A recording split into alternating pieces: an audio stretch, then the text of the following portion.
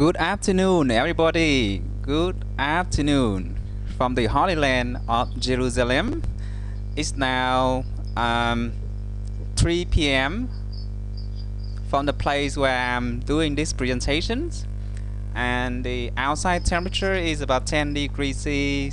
You can see sunlight in my windows, and I'm so happy to see you in our first online webinar. Look like we are having a lot of participants, and for the best sound quality, please switch up your microphone so that we do not have echo noises. From time to time, I will use the quick mute on mode so that I can mute your microphone, but later when we are in discussion mode, I will start the discussion so that you can use your microphone. Now, just a quick check. Everybody, can you hear me well?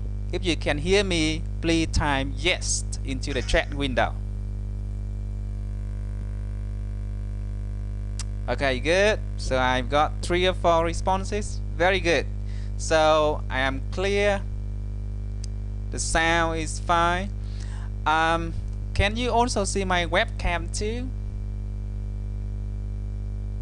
Now, if you can see my webcam, please type yes, I see the webcam.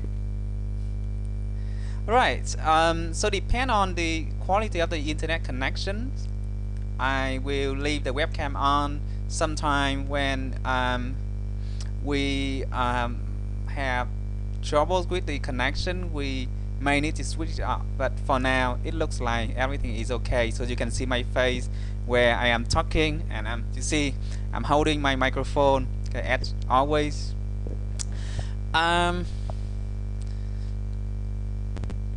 The first thing we need to do is to get familiar with this Anymeeting platform, because I think it may be unfamiliar to some of you. So now please go to the top of your screen and you see the big 3 dots icon. You see it there? And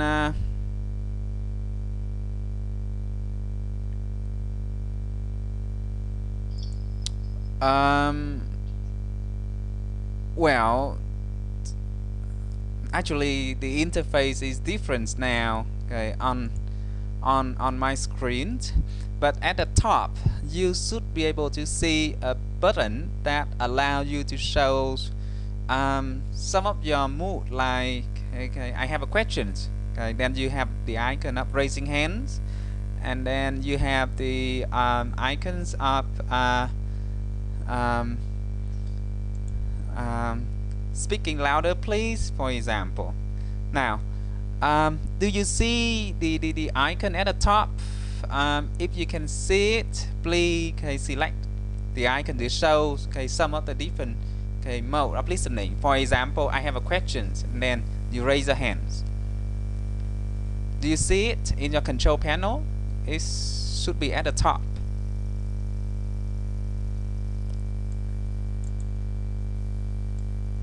No. Okay, so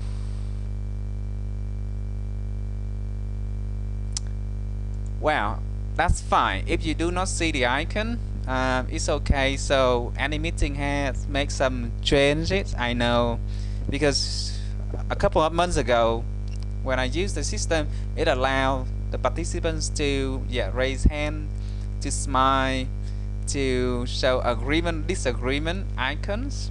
Perhaps it's because we are using the free versions and they make some changes. Alright, now before we start our lectures on conceptual planning, mental space theory is just the lead into conceptual planning. I need you to take your attendance in the online system, so please go back to our mlearning.xcmup.edu.vn, and you should see a link in the first topic, get started. the place where we usually take attendance. And yes, there's a question there. Are you on time for our online webinars? I want to keep a record of who actually attend the meeting today. Although the meeting is recorded for later review, but I think taking the online in the synchronous mode that we are doing is a different experience. So please take your attendance. I give you 3 minutes and then I will disable it. Okay, I have got a questions. Good. Khoa. For now, yeah, just type your question into the chat window because I haven't enabled the discussion mode yet. All right. So look like Khoa has a questions. Yeah, please type that into the chat window.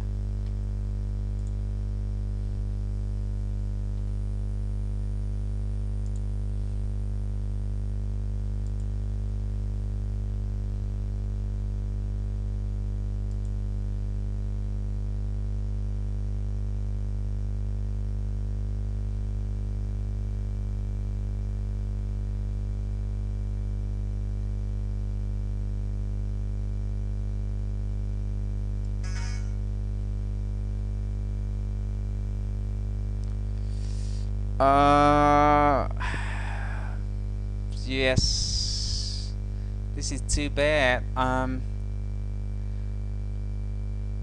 sorry if some of the students in our class cannot attend the webinar today due to the restriction of the number.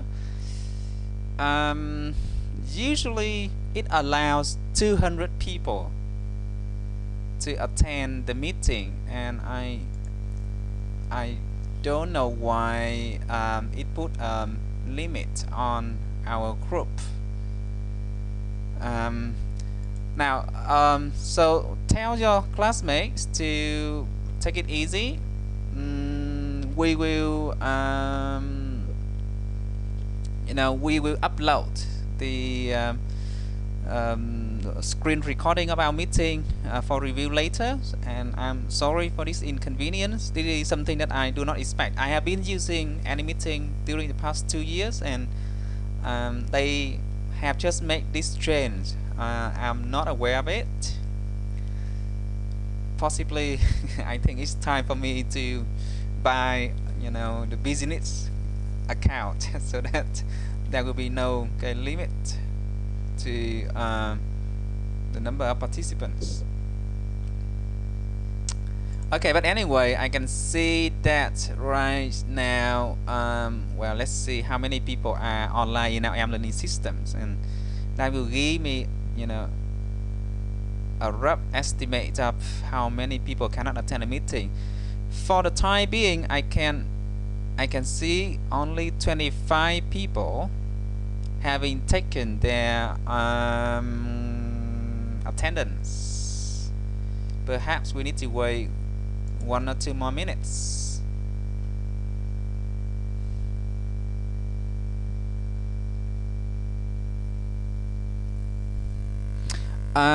If you can't hear anything, Link, from the beginning to the end, it might be a microphone or maybe a speaker setting that does not work on your computer. So please check that, because it looks like the other class participants are still having connections, and they can hear me pretty well.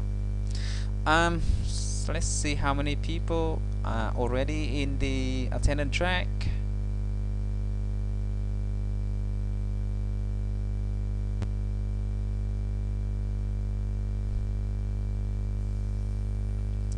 (27)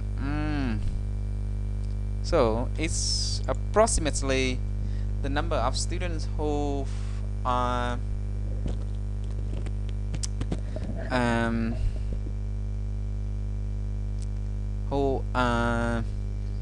in our online meeting. Now, before we begin, I also need to do a very quick review of the outline of your essays that I have commented in the system. Well, I have gone through all of your outlines, and if some of you do not get my comments, it usually it means that you submit the outlines after I have comment in the activity. Now, most of you have good topics and you are okay to go, so if you get my comments like okay, go ahead, or please keep going, then it's good to go on.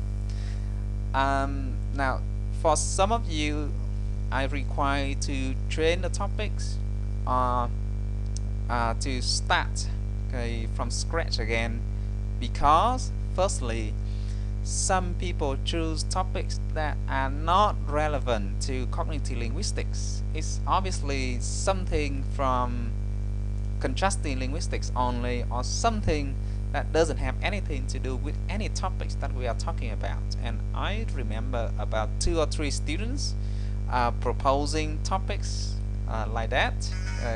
They do not have anything to do with cognitive linguistics. So that's the first problem. The second problem is that some people choose topics that are too broad. For example, conceptual metaphor and conceptual metonymy in cognitive linguistics. Well, these are 2 very big areas of linguistics, and you can write whole books about these 2. So when you get comments like the topic is too big or the topic is too broad, please narrow down. What I want you to do is to be more specific in the topic of your essay. For example, if you want to do conceptual metaphor in cognitive linguistics, a topic like conceptual metaphor about love in English and Vietnamese is a good one, because it narrowed down the scope, and it's okay to write about such a topic in the space of about 10 to 20 pages, which is usually the amount of writing that I expect. Now, for some of you, I can see that the topics can be quite challenging. It can be quite difficult to write, but it's okay as long as you have reading material to support your writing later. Just keep going, and I encourage that. Why not trying something new, rather than keep repeating topics that are already well explored. But you need to make sure that you have resources, you have reading material to support. Otherwise, when you start writing, you will feel the pain. Right, this is the last check of our attendance check for the online activity before I close it. Okay, there are 31. Right. Now, before I start our lectures for conceptual planning, the last topic of cognitive linguistics, do you have any questions about the outlines of the essays that I have just mentioned? Now, if you have questions now, you can type that into the chat windows, and if we have a lot of questions, we may need to switch to the discussion mode.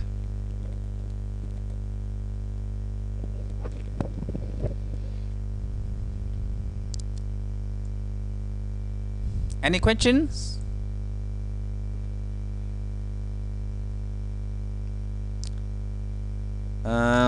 Okay, a quick check. Everybody, are you still with me? Do you still hear me? If you can hear me, please type yes in the chat window. Okay, good. So people are still listening. Good. We have a question. Let me just scroll up the chat window to see what that is. Okay, yeah. So I have got two people, okay, asking whether they can change the topic of their outline. The answer is yes. You can change the topic of your outline, but I will not be able to give you further comments.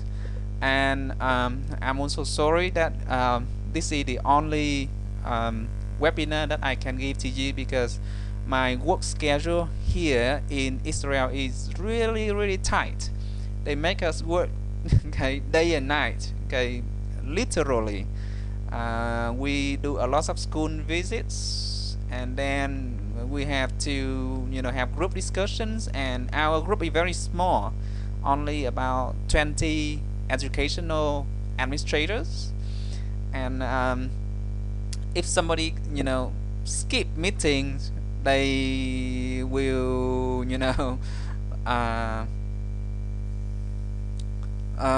they will not allow that, and they will do everything they can to make sure that you are in the group. So the only time that I am free is this time, Friday afternoon, which is Sabbath day in Judaism, in Jewish religions. The Friday is called Friday, and Saturdays is a Sabbath day, in which they do not go to work, and on Sunday they go to work. Okay, so they work 6 days a week. Right, so that's it. This is our last meetings, and depending on how things will be going, I might need to send you emails or further updates, but I think we are good to go. Right, so going back to the two questions, yes, you can change the topic. Let's see if we have any other questions down here. Okay, let's see, scroll down.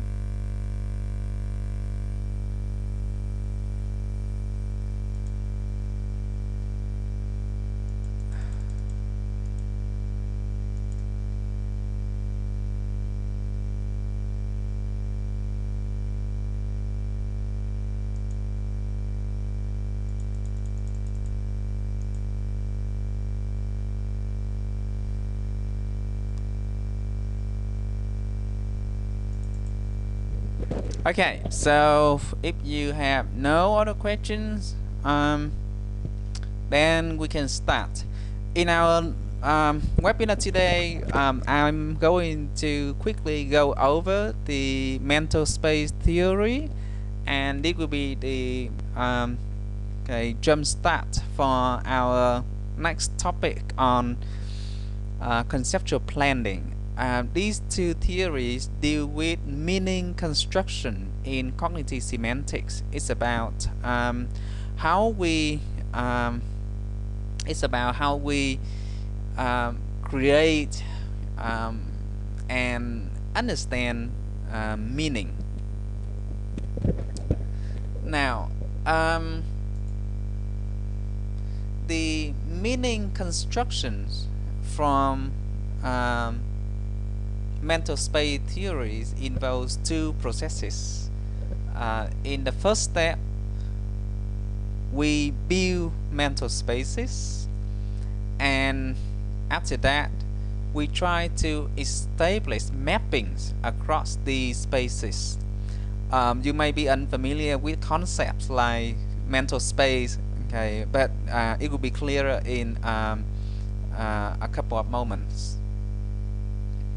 Now, Let's now take a look at the architecture of mental space constructions. To build mental space, now by the way, as I have already mentioned in the previous class meetings, you can understand mental space as something that is a little bit similar to domains in conceptual metaphors or frames in semantic frames. But of course, these theories are there because they are different. If they are similar, they will not be introduced in the course. And okay, the details differences can be seen in a textbook. Now, coming back to our discussion on the mental space. Well, sorry for the spelling. It should be mental space, not mental space construction.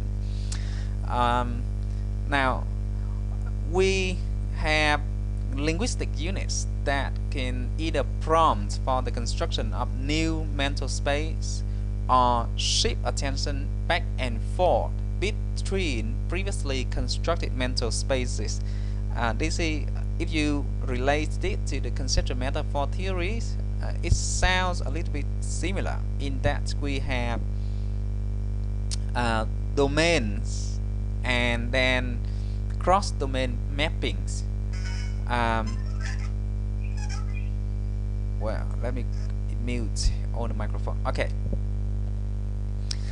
Now, the space builders in language can be prepositional phrases, and we will see a couple of examples very soon. For example, at the shop, from the point of view in 1996, or it can be connectives like either or, if then, or it can be other, SV combinations followed by embedded sentences. Now, okay, when we use these space builders, they require the hearer or the listener to set up a scenario beyond the here and now, where this scenario reflect past and future realities in other situations. Now,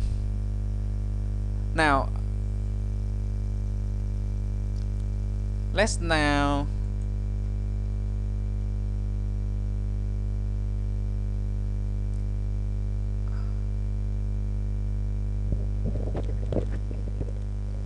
look at the other aspect of the architecture of the mental space. The elements in a mental space can be entities, can be things that already exist, or can be things that are built, constructed instantly at the moment we communicate. So linguistic expressions that represent elements in a mental space can be, and most often are now phrases like names of people, like descriptions about peoples or things like queen, prime minister, African elephants, pronouns. Right, so I have just mentioned the two basic things for mental space builders and elements, and this is an illustration. When I say in that play Othello is jealous, you see I have a mental space that is represented by a circle.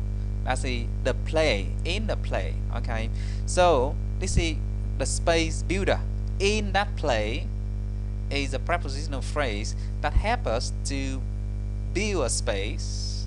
Okay, and in this space we have an element that is represented by A, the label. Okay, and this element is Othello. You know, in the play there will be a lot of other elements. There can be a lot of other actors, there can be music, there can be props, there can be audience. All right. And one of the elements is Othello. So Othello is an element inside the mental space of a play, and also this element has a properties represented, okay, by the, okay, entities in a sentence. So Othello is jealous in the play. Now, so this is the most basic representations of a very simple mental space. When I say in the play Othello is jealous, instantly in your mind you have, okay, yeah, you have mental space, or you have, okay, if you still find it a little bit unfamiliar now, you can think about it like a conceptual domain. Inside this space we have elements, or we have concepts. Now let's now look at, okay, another sentence and see how it is represented in the mental space theory. When I say in the picture, a witch is riding a unicorn. Now with this sentence we have a space builder, okay, the prepositional phrase in the picture, and again it's represented by a circle. Okay, underneath there's a label, the picture, to refer to, okay, the mental space. And we have two elements inside this mental space. The witch represented by A, and the unicorn represented by B. Now when I say a witch is riding a unicorn, instantly we have another mental space, okay, that is triggered by using the verb to ride. And then in the riding space, or in the riding frame, we have elements like, okay, the rider and the ridden, the unicorn. So the rider in this case is the witch, and, okay, the ridden is the unicorn.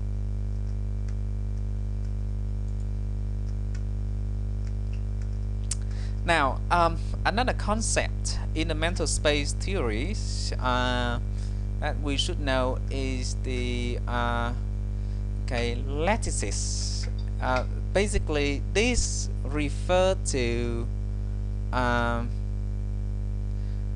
the other mental spaces that are triggered, that are aroused instantly at the time of communication. So in the image that you see on our screen, we can see a circle at the top, and that is the basic, the base mental space. When we use it base mental space, it may trigger the other, okay, connected spaces, and this is just a, you know, a representation of a possible situations. It can be more simple or more complicated. For example, in the previous illustration that we have seen in the pictures, yeah, the witch is riding a unicorn. We see there is another domain, that is the riding domain. Sorry, there is another space. Okay, I'm starting to switch. There is another space, that is the riding space, being triggered.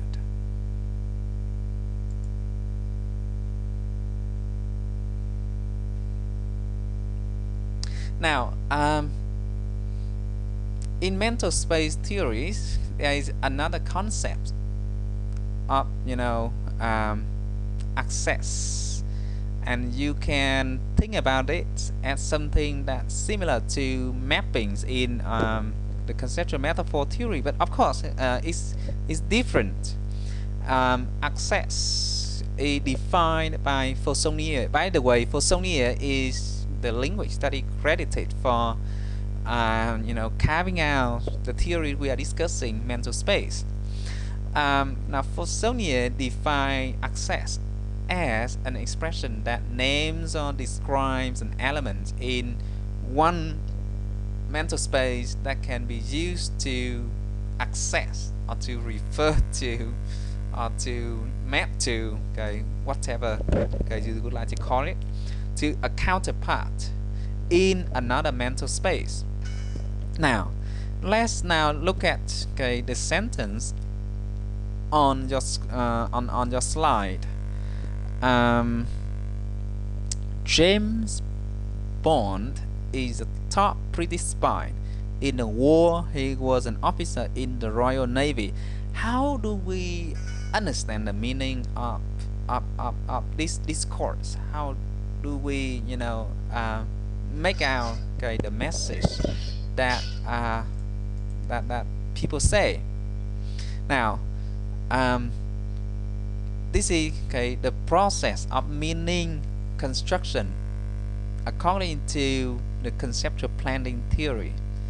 Now, first thing first, in our conceptual system, we have a base domain, and in this base domain, we have an element that is a naval person, James Bond, and this person is the top British spy. Right, the property of the elements. At the same time, when we say the next sentence, we build another space, the war space, and in this war space, we have another element, a man who is an officer in the Royal Navy. And when we say these two sentences together, there is an access between the James Bond element in the base domain and the man in the war domain that we have just mentioned. This is how we construct meaning, and we understand that, well, he, or the man in the second sentence, is James Bond. Okay, so this is another very basic model of how we construct meaning in cognitive semantics, by building spaces and then we connect the spaces together. So this is kind of interesting theory that helps us to explain how meaning is constructed in this course.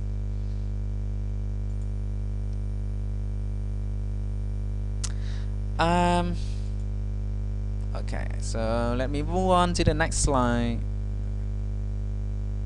Now, let's see how the mental space theory can help us to illustrate meaning construction of a more, much more complicated examples. Now, please read the examples on your slide. Yeah, it contains 1, 2, 3, 4, 5, 6 sentences, right? Sorry, 5. So Fido sees a tortoise. He chases it. He thinks that the tortoise is slow, but it is fast. Maybe the tortoise is really a cat. Now, you will see that it will be complicated when we try to illustrate the meaning construction when we try to understand this piece of discourse. Now with the first sentence we have a very simple space, okay, builder. This is the base, okay, mental space. And in this space we have two elements, Fidos and the tortoise. We also have a frame, to see, and of course, okay, when we say see, instantly we understand that there is, okay, an observer and, okay, the object, okay, I mean the seer and the seen. Okay, I have got several comments from people saying that they cannot hear me. Now, can you hear me, everybody?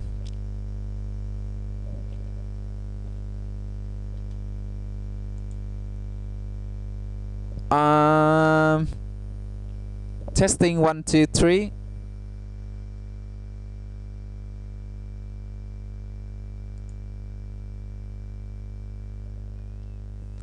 1, 2, 3.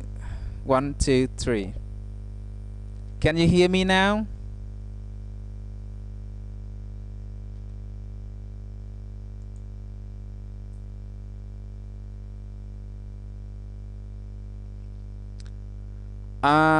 If you can hear me, please type yes into the chat window.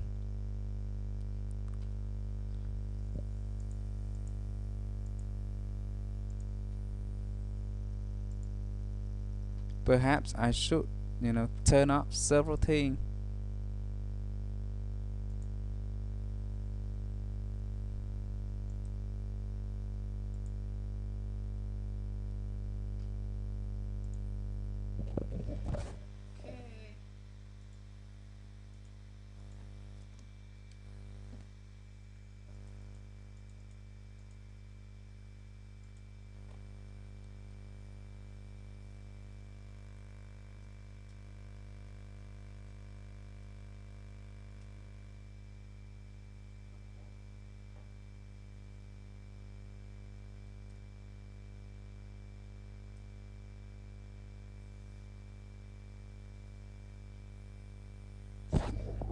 Okay. 1, 2, 3. 1, 2, 3. Well,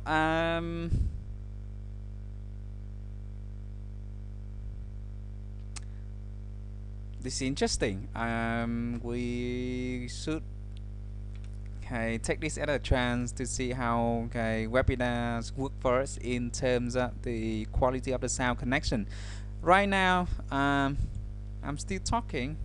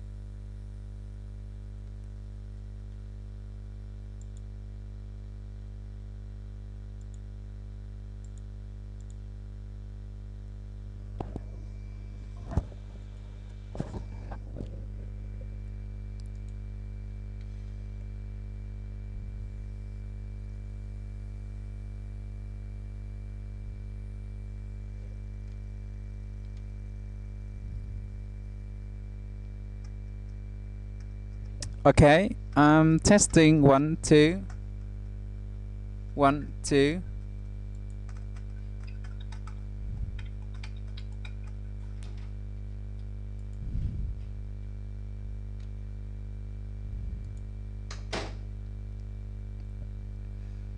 One two 1 2.